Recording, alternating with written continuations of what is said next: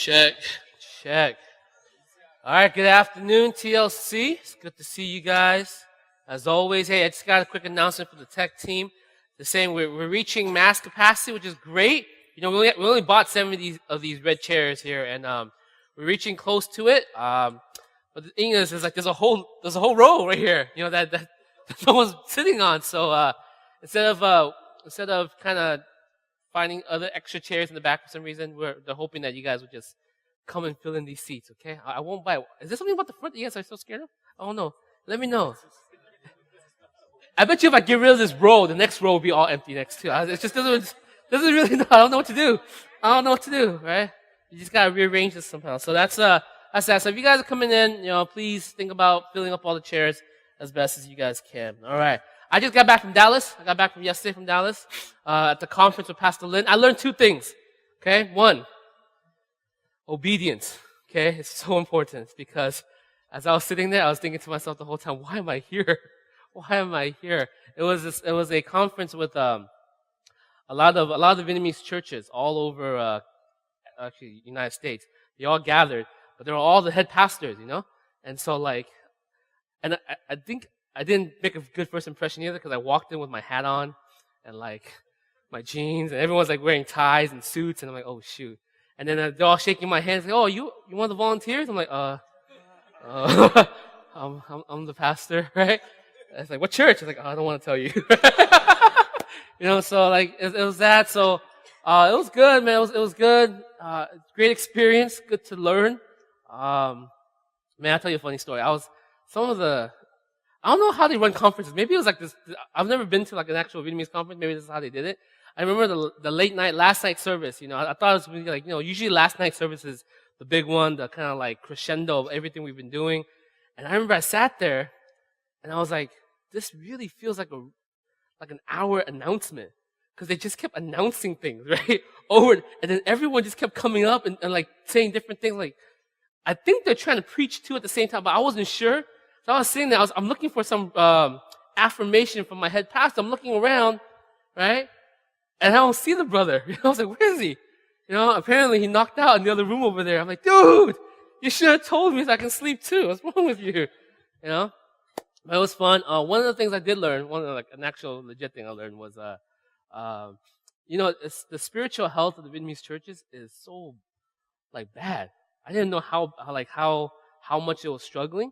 You know, like the questions they were asking was like questions we've asked ages ago. And the things that they were going through were the things that we went through ages ago, you know? So I felt like a superstar talking up there. I was like, hey, you guys, you know?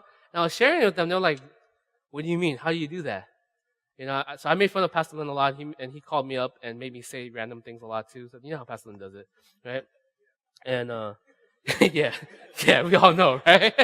You know, I would just sit there and he was like, hey, Tony, come up here. I'm like, no. Please don't, you know.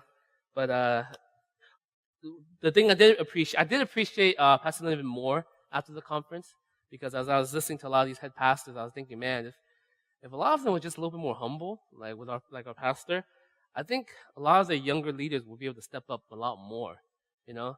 And if they were a lot more willing to be open to a lot of the cultural changes, you know, things will be a lot different. Because the whole time it was just like this constant bashing on, you know, like what's going on, cultural wars and stuff like that. And I felt really bad. I felt really sad about that. But it just gives me the mindset that there's a lot of work to be done. And I feel like, you know, our church is like leading the pack. I'm not sure if that's the right word to say. I'm not even trying to sound arrogant. I'm just really honestly like I feel like God has just put us here to be a real light to a lot of the churches in this neighborhood, in our groupings, you know. So that's a good thing, right? Praise God for that. And I met one dude from Seattle, one pastor. I mean, thank God for him, because if it wasn't for him, I would have been so bored up there. But he was cool, really cool guy. He's K-Cat's EM pastor up there, right? So it was really cool. We made fun of her a lot while we were talking together. Yeah. So he's gonna come by in December. He's gonna hang out, check us out. Great to make new connections. They asked me to run Dai Hoi. I was like, they're like, hey, you know, like. I spoke one message, y'all. He was like, yeah, can you run that Hoi for us? I was like, nope. What are you talking about? You crazy, right? So, we'll see. We'll see. We'll see. We'll see. We'll see where the Lord leads. You know, don't say no. We don't know. right? Oh, I don't know what happens. We'll see. All right, cool. Where were we? Oh yeah, Prayer of the Saints. We're in a series called Prayer of the Saints. Man, I'm excited about this series because it's the prayer of a lot of the men and women in the Bible, just regular people, like regular Joes who just listened, who obeyed, and who willingly came to God and wrestled and fought with Him in prayer. And by doing that, they became people of renown, people who were willing to do amazing and great things, and God used them for such things. And when you know their backstories, you know their context, you realize these guys aren't awesome. These guys, there wasn't anything great about them, but really all they did was they were willing to trust. And all they did was they were willing to wrestle. And all they did was they were willing to ask the tough question, right? And last week we talked about the prayer of Abraham, how his prayer was a responsive prayer. He waited for God to speak, and then he responded back to God. You know, when we come to the lectern, when we come to our messages, when we come to the Word, and God is speaking through it, how oftentimes do we actually respond back to Him? Do we actually come and say, you know, God, what you say today, I will listen and obey tomorrow? How often do we just come and just listen and let it just kind of sink in and do its thing and then forget about it? See, the real actual spirituality, real power in this thing that we call Christianity, real power in the thing that we call spirituality comes from responsiveness. He speaks, we respond. He calls us to do and we obey. We don't just sit around, but we obey it. We trust it, right? We learned that the prayer he made was a prayer for the people. It was a missionary prayer. He prayed for people. Abraham prayed for the lives of a city. He prayed for the salvation of a city. For people he didn't know, people who were very wicked, he prayed for them. He sought for their hearts, you know. And when was the last time you actually sat down and prayed for people who desperately need your prayer? Maybe people you don't even like, but whose prayers, if you can lift them up, would bring so much blessing, right? And today we get into the story of Moses. And Moses prayed to God, right? And his prayer to God was his understanding, was his revelation. So I want to be able to break some stuff down for you today. Because we're going to learn today through the prayer of Moses man's glory. We're going to learn God's glory. And we're going to learn the power to discern the right glory, right? We're going to learn about man's glory, God's glory, and the power to discern the correct glory out of this. So let me give you some context. What's going on here? Moses is delivering God's people out of Egypt. 400 years they were enslaved by the Egyptian. 400 years they cried out to God, deliver us like you promised, that you will bring us to the land flowing with milk and honey, the land that you promised to our father Abraham, Isaac, and Jacob. 400 years they prayed. And 400 years God listened and he prepared and he waited. And then he raised up Moses to go and do it. Moses goes into Egypt. He was the prince of Egypt, got exiled, came back into Egypt, delivers millions of people out of that nation. And then they come and they stand before the mountain of God. Moses goes up to the mountain. And God says, I want to build a relationship with this people. You are now a people. You're no longer one or two fathers and families. You are a people. And I will build a relationship between me and them. You know, and this is such a beautiful picture because, you know, when you start a relationship, sometimes you just wish that they would just tell you what they want, right? When I was thinking about it, when I got married, it would have been so great if my wife just made a list. This is what you're supposed to do. This is what I want, right? That would have been so, this is what I like, this is what I don't like, this is what you should do, and this is what you shouldn't do. That would have been perfect because it would save me a whole mess of years trying to figure out all these things, you know. And when I do mess up, she always says stuff like, oh, it's unwritten law, don't you know? It's in our contract. Like, what contract? I didn't sign any contract. It's in there, right? It's always in there. See, but God is cooler, much cooler than our wives sometimes, right? Because he actually gives us a list. And he gave us a list. He gave us a list of things that he wants us to do. And the list of things was the 10 Commandments. So if I'm going to build a relationship with these people, I'm going to let them know what I want from them. And so as he was telling Moses, which is hilarious, as he was telling Moses what he wanted from the people, what he wanted in order for this relationship to grow and to foster, they're down the mountain breaking every single one, right? They're down there already breaking it because the first thing, one of the commandments was thou shalt not make an idol, right? You should not make an idol. Don't try to limit me into some sort of box. Don't try to limit the vastness, the infinite of who I am into a picture, an image that you can control or master or model. Let me be who I am. Don't make me into a model. So what did they do? They made a big old cow, right? A big old calf made of gold and said, this is your God. And they were worshiping it. And God said, you're an idiot. Right? We haven't even made this relationship yet and you're already messed up, right? And so he was mad at them. He was mad at his people. He said, why would you do that? Why would you do that? So here is a mountainside of people, millions of people, all waiting for God to deliver them into the promised land.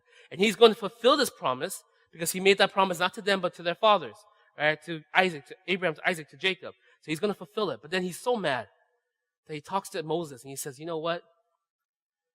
I'm going to give them an option.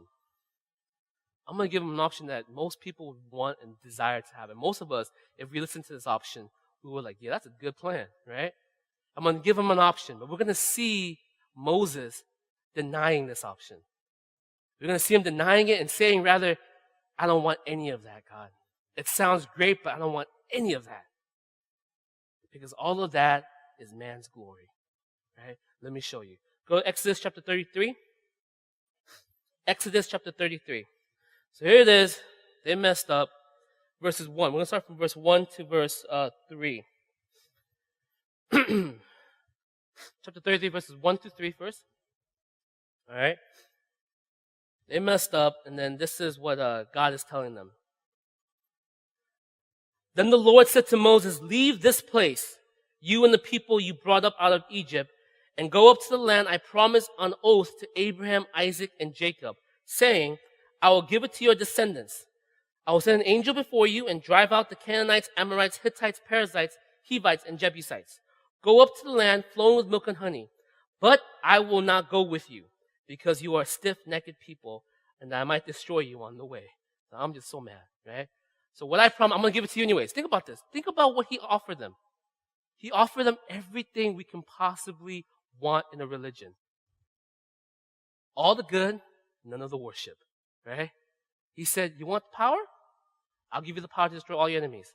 You want the land, the money, the economic freedom? I'll give you the land. It's yours. The only thing you won't have is me. We're thinking, man, that sounds pretty good actually, right? So what you're saying, God, is I can have all that I actually want in my heart, and I don't actually have to worship you at the same time. Why not? Right? So for some of us, that's probably how we worship God, right? I want all of this, but I don't really want you. I want what you can offer me, but I don't really want you. And we didn't think that God would actually make that offer, but he made the offer. Right? The Bible showed that God made this offer to his people.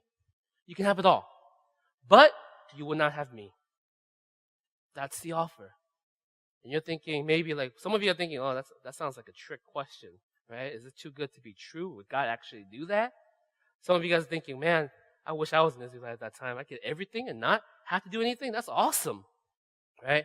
But Moses was smart. Moses understood. Moses heard what God was saying. And Moses said, I don't want any of that. I don't want the power, and I don't want the economic freedom. Give it back. I'll give it all back. What is most important is that you are with us, right? So check it out, verse 12 to 16. Verse 12 to 16. Moses said to the Lord, you have been telling me, lead these people, but you have not let me know whom you will send with me. You have said, I know you by name, and you have found favor with me. So if you are pleased with me, teach me your way so I may know you and continue to find favor with you. Remember that this nation is your people. The Lord replied, my presence will go with you, and I will give you rest. Then Moses said to him, if your presence does not go with us, do not send us up from here. How will anyone know that you are pleased with me and with your people unless you go with us? What else will distinguish me and your people from all the people on the face of the earth? And what Moses is saying, here is this amazing deal that God offers to Moses and to the people. You can have it all. No questions asked. I promised to your fathers, I will give it to you. I am a man of my word. I am a God of my word. I will give it to you. The only thing is, you will not have me. Moses heard it and he says, nope, I do not want it. You must go with us. Why did he say that? Why did he say that? Because honestly, that sounds like a good deal, doesn't it? Imagine it. Imagine if God came to you and he said to you, whatever you have wanted, imagine it, whatever you have wanted. These were slaves, okay? 400 years, didn't have their own land, didn't have their own freedom, and God comes to them and gives them the very thing of their heart. And imagine God comes to you and gives you the very thing that your heart wants right now. Love, money, power, you name it, popularity, beauty, whatever. He comes and he offers that to you. He says, but I will not be with you. Moses heard it and he says, no. Why? Why? First thing, because he understood man's glory. Man's vain glory. What do I mean by that? Everybody, Moses understood everybody on earth, every living,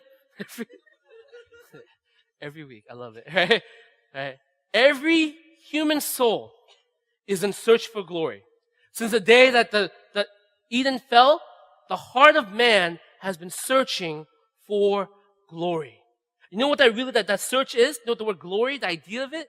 It's the best way to describe it is using the word matter, right? Matter in English, right? It has the right lexical idea, right? Matter is it's heavy, it's a weight, it's a thing, but it's also a purpose and a destination or a reason. And he's saying, man's glory, what man has always been looking for, searching for, is this answer the question, does my life actually matter?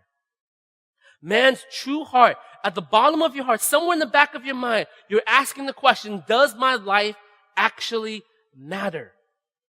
Does it matter? Is there a purpose? And we search for glory. There's a search in our hearts for it. We want to hear, you are the best.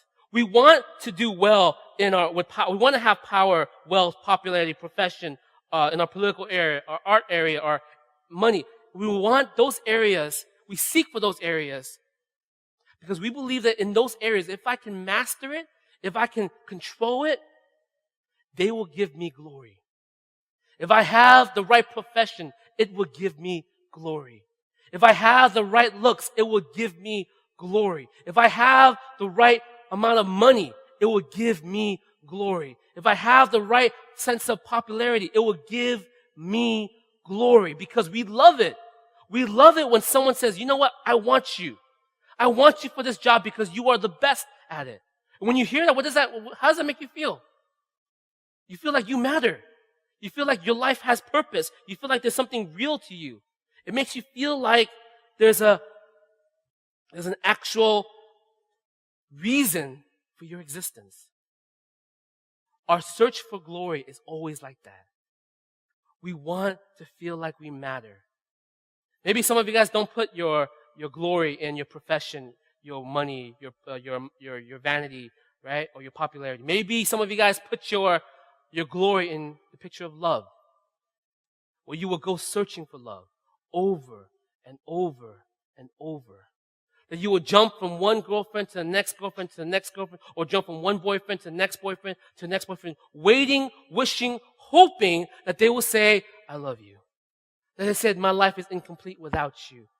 That they will say something that would make you feel like, yes, because I have their love now, my life matters. My life has purpose. It has reason. It feels real. We're searching for glory. You guys follow me so far? Our heart is searching for glory. Everyone, okay? We cannot live without it. We cannot live without glory. That is the very heart of the human soul. We cannot live without glory, and we are searching for it in everything. But do you know why Moses said no? God gave it to him. You want the power? It's yours. To overcome all your enemies, I will send an angel before you, and they will wipe out everyone. You want the land that's flowing with milk and honey, the economic freedom to do what you wish? It's yours. I have promised it to your fathers, now I give it to you. And Moses says, take it back. Take it all back. I don't want any of it. I don't want vain glory. I don't want that glory that comes like that. You know why? Because he says, he knew in his heart, such a glory is always fading and diminishing. Such a glory will always be fading and diminishing. You know why? Who is he? He is the Prince of Egypt. He was born into power. He was born into wealth. He was born into influence. And guess what happened? Guess what the biggest lesson he learned? You can lose it. You can lose it. And his whole life, when he lost it, he was nothing. He was absolutely nothing. He started back from the very beginning. His life was crushed because of it. And how many times for us that we seek for glory in our profession, in our success, in our popularity, in our money, in our materials, in our vanity, in our love? And how many times has it failed you, especially if you have made it the very reason of your existence? That you have made it the very purpose of why you live. If you are successful and you continue to be successful, great. But let me tell you something that Moses already knew. It will fade. And not only will it fade, it will take you with it. Because when you search and you live and you give your life to something that is always diminishing, it will demand that you would fight for it. Give your life for it until you yourself diminish. I knew a girl who committed suicide because she didn't get into Yale. Korean girl. True story, right? She attempted to commit suicide. She didn't actually made it, right? She attempted suicide. You know why? Because her whole entire life, that was the reason of her existence. That was the reason why her parents made her learn 5 different instruments. That was the reason why her parents made her learn like a bunch of different languages, where they made her do all these things throughout her whole entire life with the purpose and the desire and the wanting of glory. This is how you know you are somebody if you get into Yale. And when she got rejected, it destroyed her. I'm like, she got into like other schools, like Harvard, right? Nope, that wasn't good enough. The heck, right? She got into like Stanford, all those other Ivy League schools. Nope, wasn't good enough. It had to be Yale, right? Attempted suicide, right? She didn't make it, right? Why? The search for glory. I know girls who have went from one love to the next love to the next, maybe because they grew up without a father figure in their life, and they just divorced family, and they're just like seeking for love over and over, giving themselves to one guy, to the next guy, to the next guy, thinking that this time round, I will have love. This time round, somebody will actually love me. And every time, we just watch them diminish and diminish. I knew one of my most favorite person in the world, right? Godly in every area of her life. Like, this is a godly woman, and yet falls into this area. And you can watch her life as she goes from one guy to the next guy, how it breaks her and how it destroys her, how it hardens her, and it fades her away. The girl I met when we were in high school, all joyful and excited, became this tough, bitter, angry, almost untrusting woman later on in life. Why? Because the heart to seek for glory. If I have that, then my life means something. Then my life has purpose. Then things matter. Moses understood this. And so Moses said, no, God. No, God. If your presence does not go with us, do not send us up from here. We all live for glory. But Moses said, I will not live for the glory of things that will fade. I will live for the glory of the one thing that does not fade. The one rock who has been secure and enduring for all eternity. I will live for my God, and that glory is what I will search for, and I will give my life for. Right? Let me ask you the question. This is a question that's asked so many times, and I've asked it, I think, a few times here too. If you could have heaven, right? John Piper mentioned, if you can have heaven with all your friends, if you can have heaven with all the riches that you can ever possibly imagine, the food, the joy, the parties. If you can have heaven with no natural disaster, no sickness. If you can have heaven with all of that, and if Jesus is not there, would you want it? Would you want it? Right? How you answer it, and how even that your heart ticks for that is a great indication of probably how deep you are in searching for everything else to give you glory but Him. Right? How you respond to that, even inwardly in your mind, it's a great indication of probably your life at this moment, how much you have searched for glory in everything else.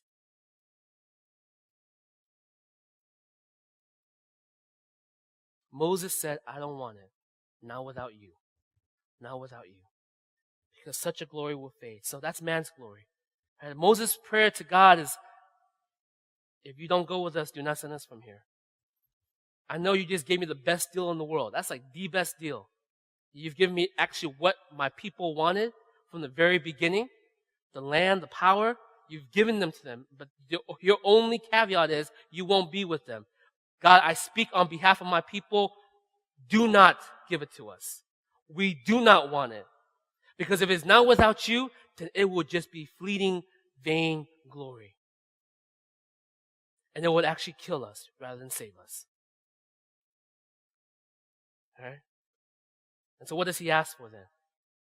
What does he ask for? He says, show me your glory. That was his next prayer. Show me your glory, God. What is God's glory, right? What is so cute about God's glory that he would want that more than the glory of having power and having the material freedom to do what he wants? What is so special? What is so wonderful about God's glory that he would say, I'll give back everything that everyone ever wanted if I can have your glory. Show me your glory. Okay? Look at verse 17.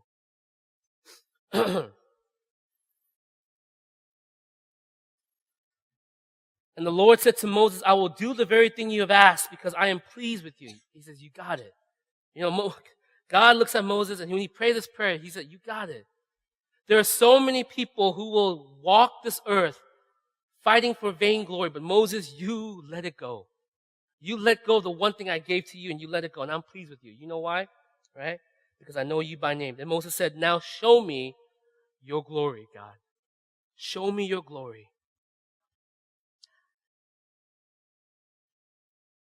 How do I describe God's glory? Oh, man, that's hard, right? How do I describe God's glory in such a way for you guys to understand what was going through Moses' mind? Right? How do I describe the glory of God in such a way that would make you say, you know what, this is worth surrendering everything for this glory? And the only possible picture I can begin to describe this is the word beauty, right? When you gaze at something actually beautiful. When you look into nature, right, and you gaze at nature, sometimes you gaze at the stars, you gaze at the moon, you gaze at the hills, the cliffs, you gaze at the ocean, and there's something about it that gives you the sense of, wow, right? Natural beauty. Gives you a sense of, But when you look at it, what happens? When you look at it and you enjoy it without any motive. There's a pure enjoyment for it without any personal purpose. You're not getting anything out of it. You're just there, and it literally captures you, right? And the object in which you are focusing on is so amazing that you're just lost in it. There's no purpose behind it. You are there for it and only it. It offers you nothing as you gaze into that. Right? A better example is this. Let's say, for example, you propose to your fiance and you're about to get married, and then you take the inheritance that your family gave you for this proposal, and you said, I have this money, I'm going to invest it because I want to make some more out of it. You invest this money, you end up losing it, bad investment, you lost everything, right? You come to your fiance, you told her, I lost everything, and she said, well, I guess the marriage is off, right? How would you feel? What the, right? I thought you were here for me. I thought we were going to get married because it was me, right? You're marrying me for the money? It was all about the money from the beginning, right? And that's how it is when we approach God.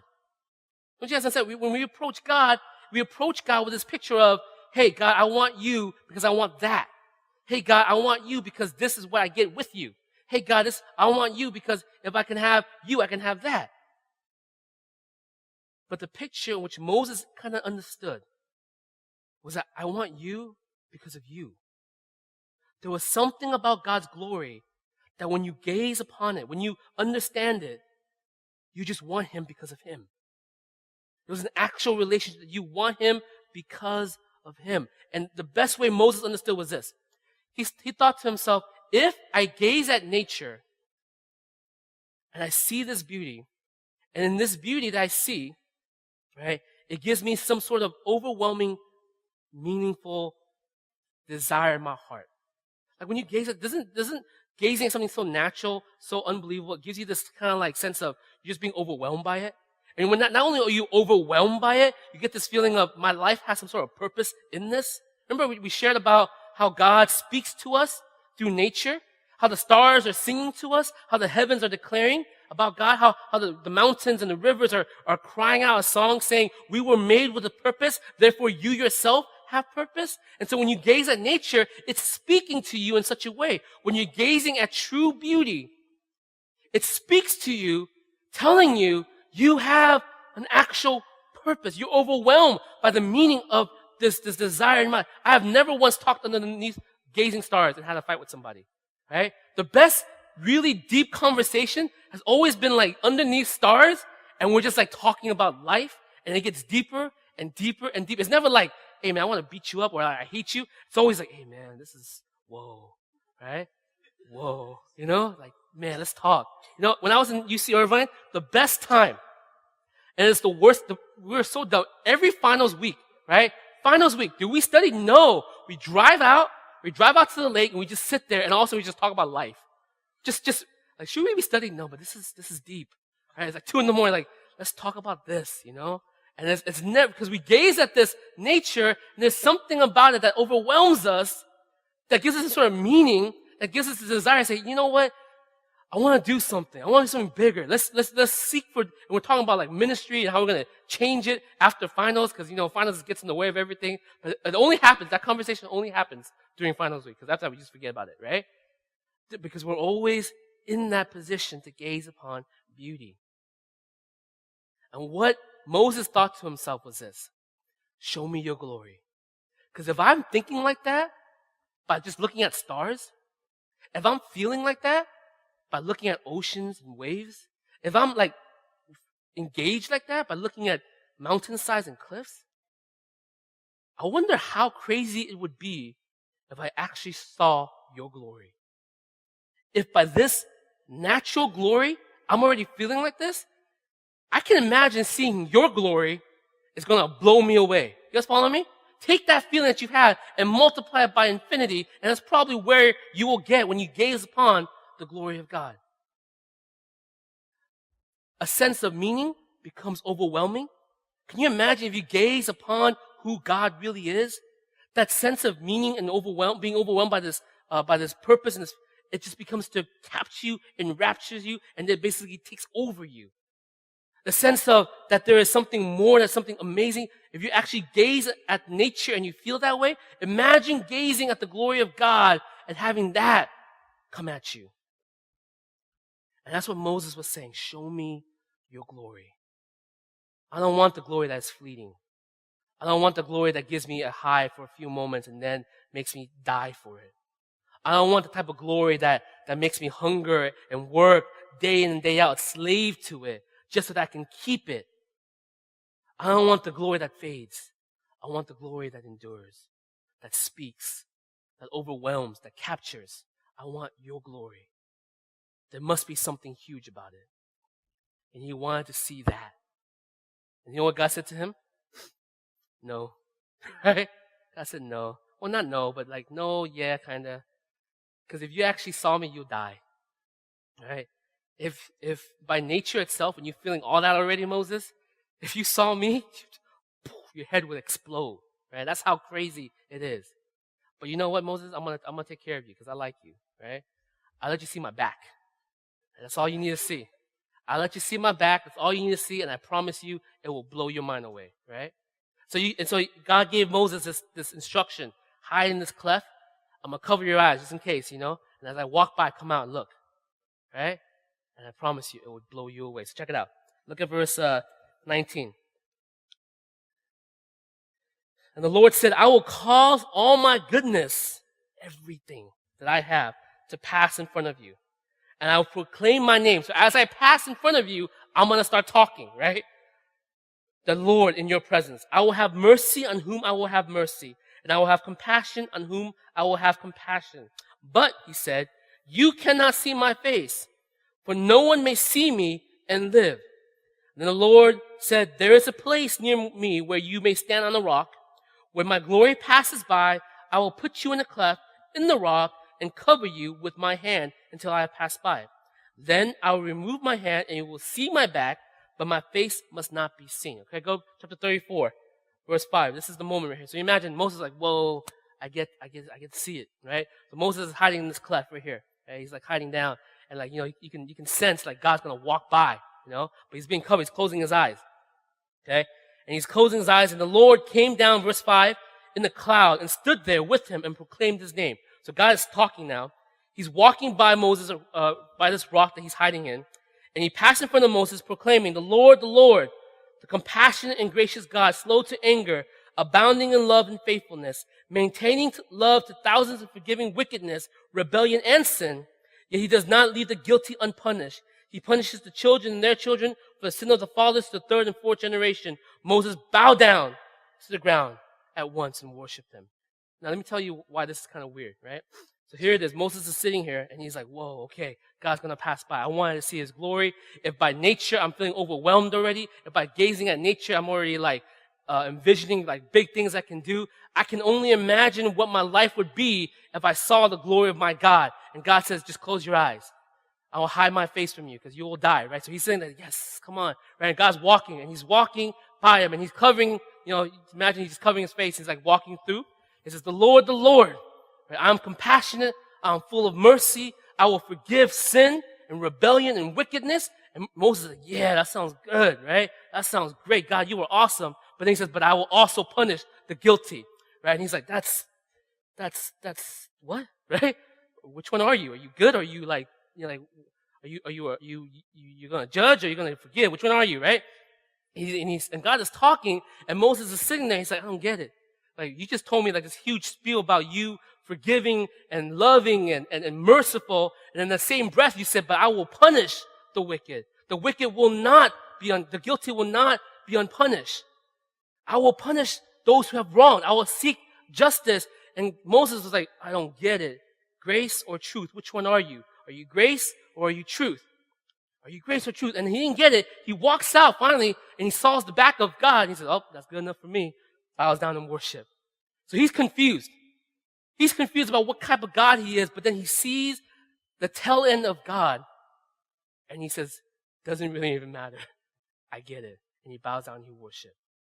Right? So who is this God? Is he a God of grace? Is he a God of truth? Some of us, we want him to be all grace, all loving, but no justice. Right? No justice for what's wrong. Some of us, we want justice. We want to fight, but then there's no mercy and no grace. And so Moses was confused because he didn't have what we have. Right? He didn't have what we have. He didn't know what we know. He just thought like God sounds like he's crazy, like going back and forth, like he's bipolar. Right? But then as God passed him, he walks out. Moses looks at God, just the back end, just the back. And he was like, I don't fully understand, but I get it. And he bows down and he worships.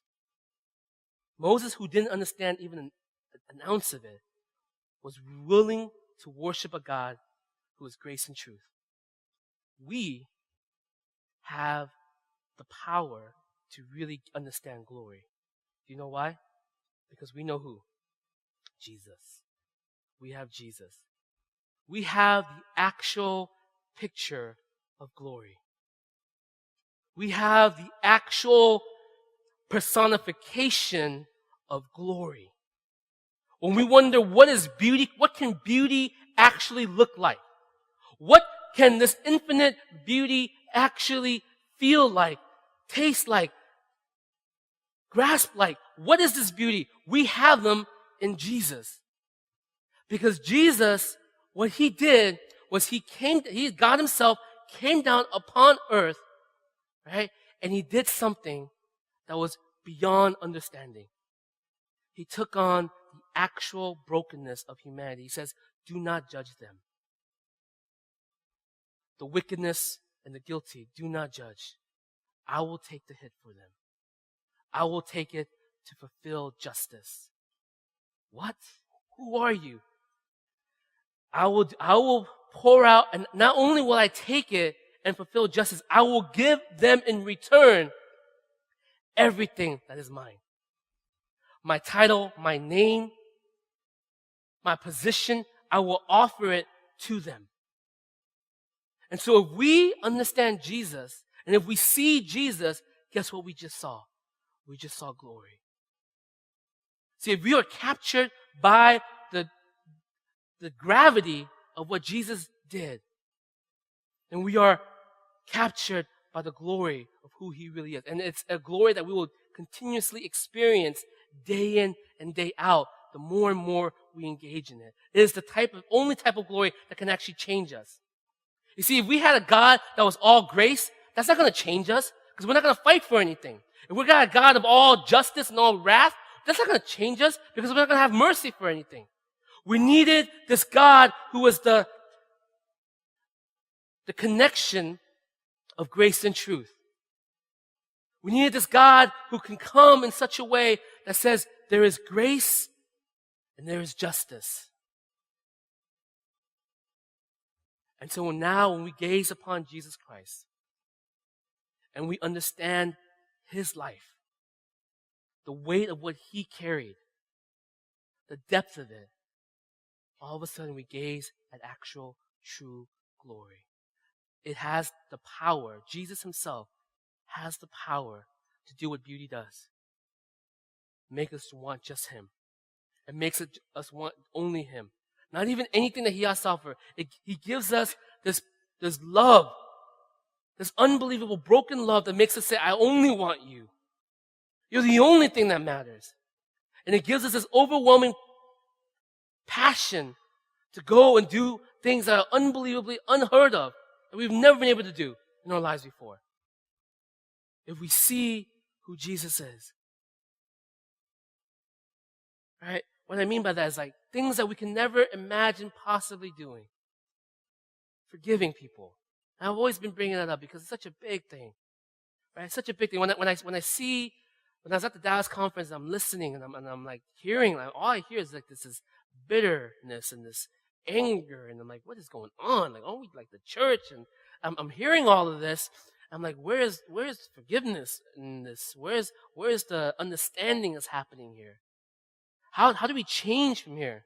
Right? And one of the pastors asked me, what is it that we need to do? I said, one of y'all have to forgive. That's it. Y'all's got to forgive. So what does that mean? If Jesus Christ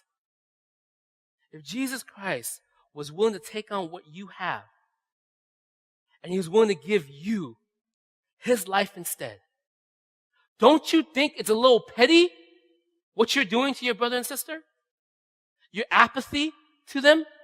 Your basically desire to not even think about it? Don't you think it's a little petty if God himself would do that?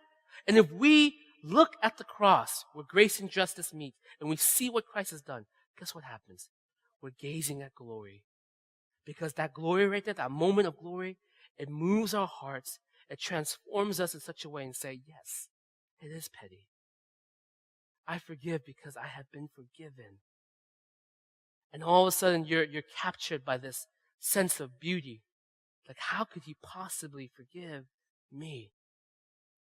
How can I possibly think of someone as a lost cause when I know with 100% fact that I am a lost cause? And you see that? You see that if you see that beauty, it all of a sudden captures your heart to make you change, to grow you, to stop you, to bring you to a place that says yes.